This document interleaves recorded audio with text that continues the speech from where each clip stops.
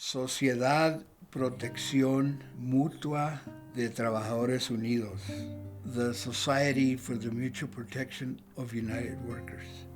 It was founded in 1900 in Antonito, Colorado, the Antonito Conejos area. I'd like to look at the big picture. And what I've said in public, I'll say it again. After the war of the United States against Mexico, when the United States stole all this territory through violence, after they signed the Treaty of Guadalupe Hidalgo in 1848, at that point we became second-class citizens in our own homeland. History says that within 10 years after signing the treaty, 90% of the land base was lost, was taken by Anglos. That's why the United States invaded Mexico. They wanted the land. According to the treaty, Article 10 guarantees cultural, religious, and property rights. But like I've said before, you know the history of the United States when it comes to signing treaties, especially with nations of color, indigenous nations. And in this case, Mexico is an indigenous nation, 80% indigenous. So the United States violated the treaty. I like to quip that before the ink was dry, they violated the treaty.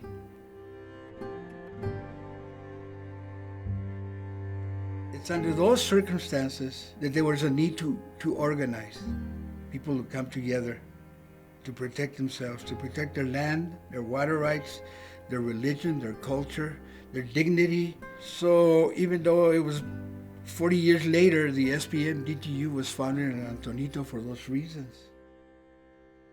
I mean, I can go back more in history, to the arrival of the Spanish on the shores of Anahuac, to the arrival of the English in the eastern shores of Turtle Island, and all the atrocities that happened against indigenous nations. When the English arrived on the eastern shore of Turtle Islands, they displaced all the indigenous people. They murdered them, poisoned them, took their lands, displaced them, raped them. Same thing happened in Mexico. So see, that mentality, it was just a continuation that eventually got to this area. And after the Mexican War, there was overt racism everywhere.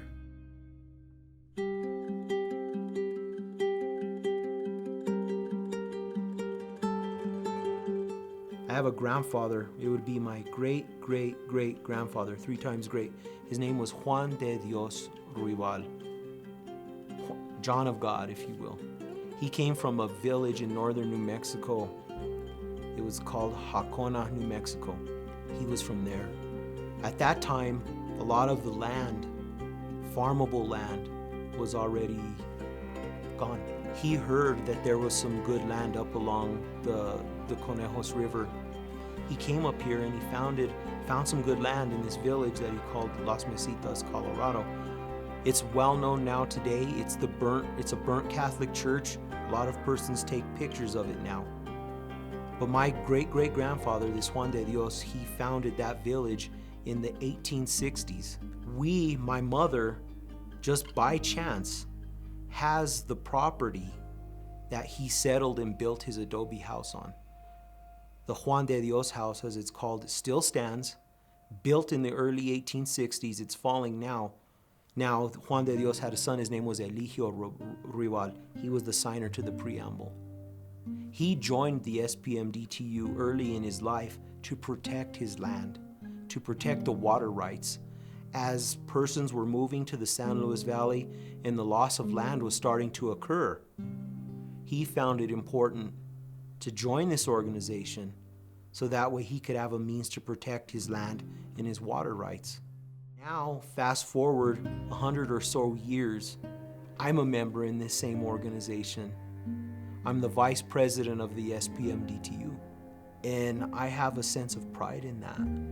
There's a good history that goes with, there's a great story of the SPMDTU, and I am just one of hundreds of these Rabal descendants. but I'm the one now that's in the SPMDTU. And I feel that I'm kind of a member representing them and our history and our legacy in this organization. I guess the word in Spanish would be orgullo. I'm orgulloso, which means that I have pride in that. My grandfather's name was Daniel Valdez, and he was a member of Concilio Número 6, which is in La Isla. That's south of Manasa, kind of between Manasa and Antonito. And he was a member of that concilio. The people here, a lot of them didn't speak English, so you had to look for some kind of protection for that. The legal system, the language, just a lot of issues that the average person really wasn't aware of, so you had to get together and form a society to protect each other. And there used to be quite a few members back then also. There's not as many now, but I'm sure back then they had to get together as a form of mutual protection, which is what the SPM is all about. Whenever the name Celedonio Mondragon is mentioned, everybody stands out of respect. So that's a tradition that's still alive, and we honor that tradition. There's also a tradition when a member passes that we have a little ceremony, to accompany them actually, in their afterlife.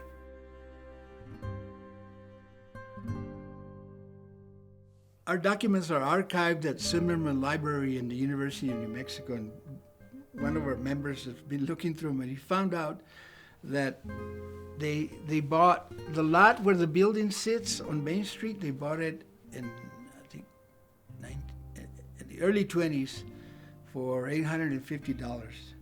They had to give a $500 payment and then sign a note for the remaining amount. And then eventually they increased their dues to collect money because they were meeting in different private homes. They go, well, why don't we just build a building, our lodge? And so they increased their dues and they collected enough money. In 1925, the building says right there, built in 1925. It was Victor Manzanares was the architect. It's an adobe building, but it had, and I'm not an architect, so I couldn't be specific, but it's got metal trusses. The first time that they used metal trusses to expand that space. We believe that it became the prototype. There was a Callas market in La Jara. They threw it down, and now they build a Family Dollar there. But the building in Antonito became a prototype for the old Callas market in La Jara and the covered wagon building, the hall in San Luis. We were there with Teresa Medina, and she pulled out all the documents, the deeds and everything, and it was owned by the SPMDTU in the early 20s in San Luis. And if you walk inside the building and the one in Antonito, architecturally they're identical. Maybe not the size. So Victor Manzanares was a building that had an influence in the valley.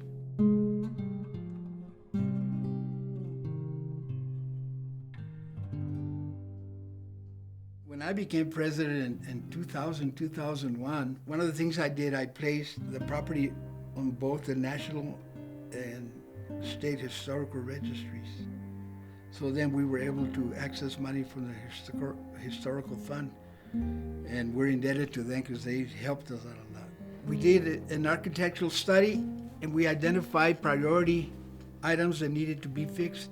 I taught in San Luis, and I was in the classroom, and the phone rang in my classroom, and I picked it up, and it was our secretary, treasurer, Tomas Romero. He goes, Hermano Rogelio, and I go, hey, how you doing, hermano? He goes, the southwest corner of the building came down. But we had already identified it as a priority to repair, so we already had the funds. We've been fixing it since then. We've been putting money into it. And now one of our members, Antonio Esquivel, wrote a $1 million grant, and he got it funded. So we're renovating the entire building. The one in Chama has just been placed on the historical registry. And then then the community can use it. You know, we didn't have handicap accessible bathrooms, for example. And people were asking, can we rent it? We go, we can't. So now we'll be able to have the community use it for graduations, weddings, wedding dances, whatever, you know, birthday parties. The idea is to eventually set up a museum of the SPMDTU. You know, we have dreams. We can do it at the rosary for the deceased, or we can do it, if the priest permits, we can do it at church. But what we do is we come together, and how many members we have, and then we do roll call, like Jean Gonzalez, and he'll say, presente, Rogelio Briones, presente, Miguelito Cisneros, presente, and where, you know, other members that are there. And then at the end, we call the name of the deceased. Hermano so-and-so, and he won't answer, obviously.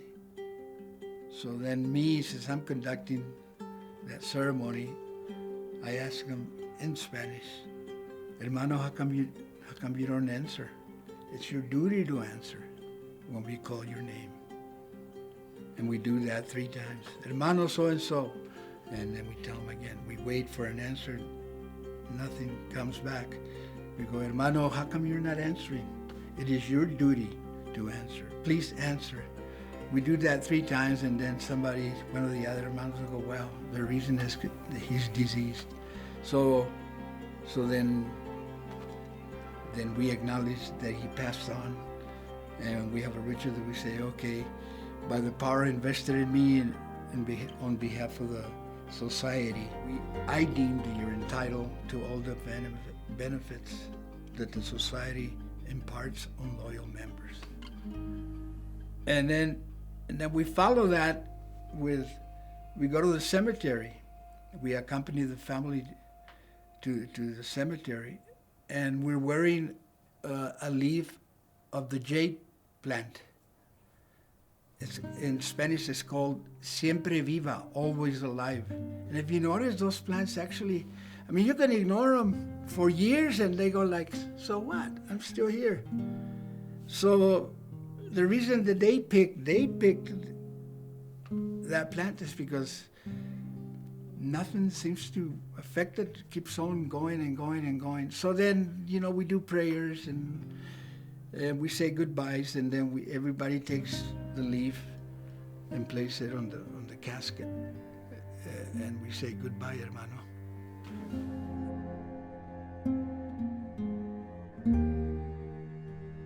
It's significant for the families to know that their deceased family members are still revered in that way, really, you know, that they were a part of a group that still honors them once upon their departure, once they've deceased and passed on. I've enjoyed going to the conventions a lot. We have a convention every 2 years. It's a biennial convention, and it's really interesting. We have different concilios will put the conventions on. You know, we take a vote deciding where it's going to be held, you know, the following 2 years, you know, because it's biennial. And it's really good there because the members all get together. You get to visit with them from different concilios, different states even. From the members from New Mexico, they get together and we get together. And the Chamahal was built in the 1920s, and it's still actually in very good condition. I had never been inside of it, and we were able to go inside, and it's actually very well preserved. One of the few that is that well preserved. The building itself, as far as the logo, the initials of the SPMDTU are still on it. As far as, I think, it used to be a logo at one time that it was built in 1931 or something, yeah. And then there was the logo of the handshake on top. Now, I don't remember if those are still in real good condition or not, but the lettering is in very well condition, and the building is too. Matter of fact, I think they still use it as a polling place for voting. It's an intertwined handshake where the members, you know, shake each other's hands, and it's a sign of, you know, you're my brother, I take care of you, you take care of me. and it has a lot of significance for the SPMDTU. That is the handshake of friendship and brotherhood. There is a mural inside the SPMDTU hall on the stage, which was I really don't know that much about it, but Rogelio has told me that it's a group of local students that actually painted that mural. If these things aren't recorded or they get forgotten, they don't get passed on that easily from generation to generation. So it's good to have an oral history so people know a little bit of the history about the SPMDTU and what it might have meant to certain individuals. This right here is an example of what's called a devisa. It's more or less like a membership ribbon, if you'll let me put it that way. Every member, when they're initiated into the SPMDTU, gets one of these. I had seen some of my members, my fellow members, we address each other as hermanos or hermanas, meaning brother or sister, out of respect. I noticed that some of the members in the SPMDTU had some older ones. And I said, I want one like that. So I asked around my family members, did your grandpa, did your uncle, did your dad, were they ever a member of the SPMDTU? No. I asked an aunt, my father's sister. I said, if you could do anything for me, tia, find me one of these devisas. And she looked and she waited and she found one finally. It was her husband. His father was a member of the SPMDTU. His name was Elias Martinez. This gentleman was born in 1901 in the community of San Rafael, Colorado, which is just west of Antonito, about 4 miles. This gentleman named Elias Martinez wanted to join the military when he turned 18 years old, and that would have been 1919. He had an underlying health condition that he was not able to join the military. So he joined, in his opinion, which was the next best thing, which was the SPMDTU. So this is his devisa, his membership ribbon, that he was presented in 1919. Here, on the sides of this ribbon, it's torn. And what I was told by my aunt was, and by the gentleman who gifted to me, his name was Gilbert Martinez, Elias's son. He gave this to me on his deathbed. So my aunt told me, I have something for you, but you have to come get it. And I procrastinated, and my aunt finally called me one day and said, you need to come. Gilbert is ending the end of his life and he has something for you. She didn't tell me what it was.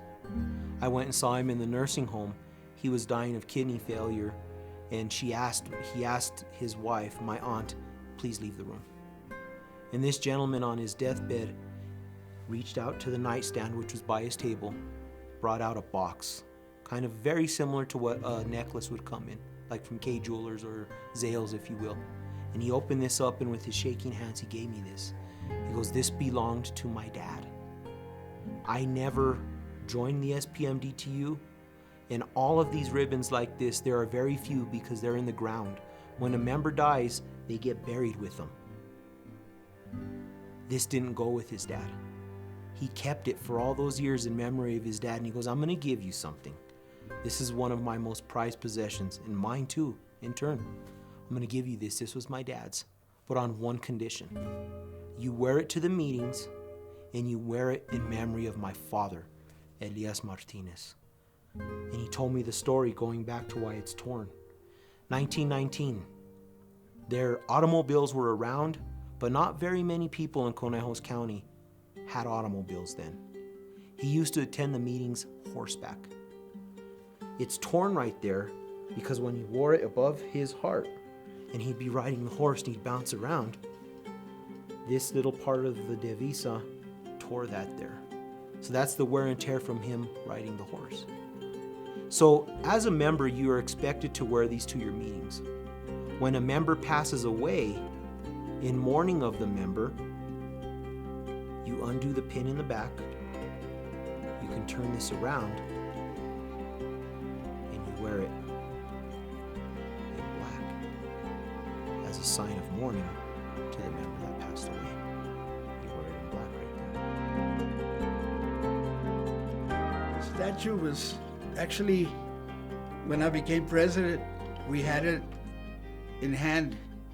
Like everything else, we have to champion ourselves because the state will not do it. Colorado began here in the valley, not in Denver or any other place. We're not acknowledged at all. So we said, okay, we said to ourselves, we need to do it. And we commissioned Emmanuel Martinez from Denver, the renowned Chicano artist, and he did the bronze for us.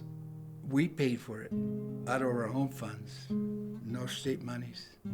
And eventually we erected it in his honor. We're still being affected. See, we lost the land base.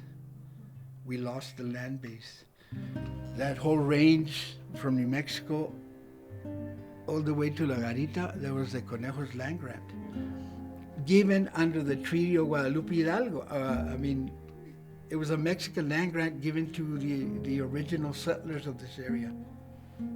See, but after the war, the United States, even though Article 10 guaranteed property rights, the United States was not interested. Well, at one time, they were talking, because presently we have a council in Denver, but at one time they were thinking of forming a council in Cheyenne, Wyoming, because a lot of the people from here would go and raise sheep over there. It's a form of employment. And then to the south, all the way to Las Cruces, New Mexico, my hometown. That's 40 miles from the Mexican border. That's north-south geographically. From the east, from Primero, Segundo, Trinidad, that whole the thing with the coal mines and all the labor conflict that was going on there, they needed organizing. So they organized Aguilar, Primero, Segundo, they organized some chapters there. And then they went all the way west to Durango, McPhee, so that geographically, and of course, it spread quickly to northern New Mexico, because the culture of the valley, Indio-Hispanic culture, is synonymous to the one in New Mexico. And they were divided deliberately by Colorado because they wanted to weaken the Indio-Hispanic politically. I mean, I always thought, well, wait a minute.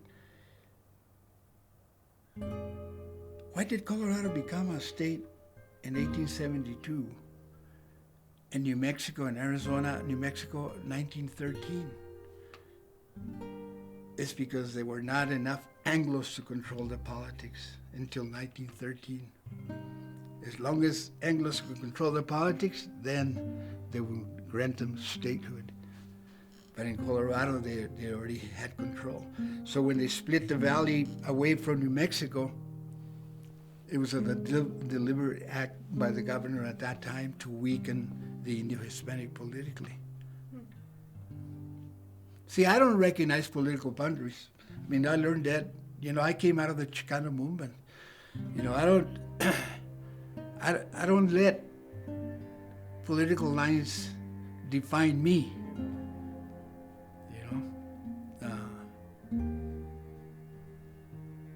Because we're all connected anyway. I mean, think about it. There was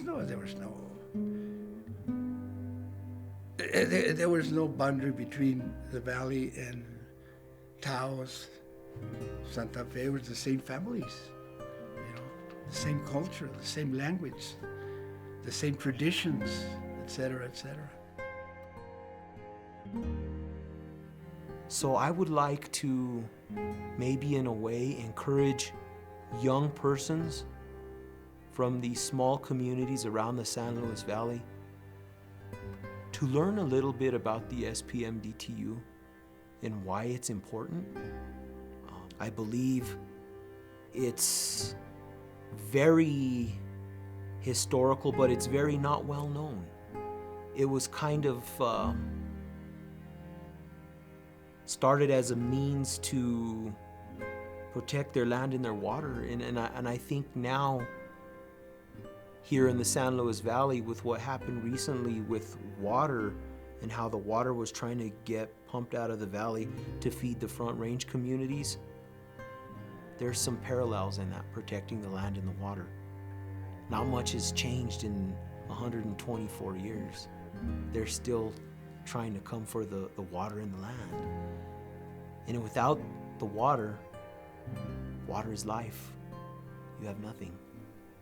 So I think these persons that joined the SPMDTU were kind of really progressive, really forward thinking at the time. It's an organization that was founded on mutualism, on the respect for others, the respect for water, the respect for land. I think it's very important for young adults to discover who they are. Do some self-discovery, do some self-reflection. Put your phone down. Talk to your grandparents. I notice today young adults are kind of shy. Talk to these elders in your family. Learn what they have to know. Learn what they have to teach you. And you'd be surprised at how much better of a person you can become if you know those things. So I think that's important, and I hope my daughters learn that from me.